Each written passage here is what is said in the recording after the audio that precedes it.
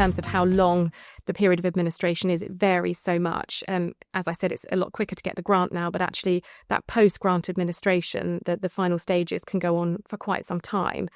One of the things that we've also seen is the requirement to register an estate that's gone on for more than 2 years with the Trust Registration Service. And even if it doesn't look like there's a trust in the will, you just need that wording to be held on trust, and that has created a trust.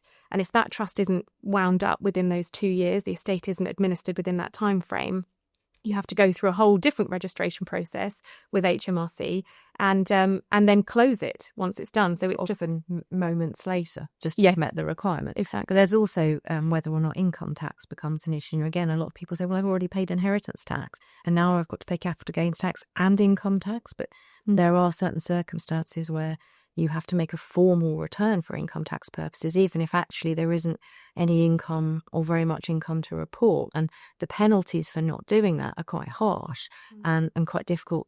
I didn't know is not an excuse. So we need to look at that. And then also there is an alternative informal procedure for reporting income tax, which you might be able to use. So it's sort of working out which one of those applies and hoping it's the informal one, because the formal one takes ages. But just that whole process, it can take a while before we move on to actually distributing to people and deciding how that's going to be done. And I suppose people say, what's the point in having a solicitor? I can do that. That looks easier. It's just adding up what they had and working out what the tax is, and then we can distribute it really quickly. It wouldn't take this long if I did it, sort of thing.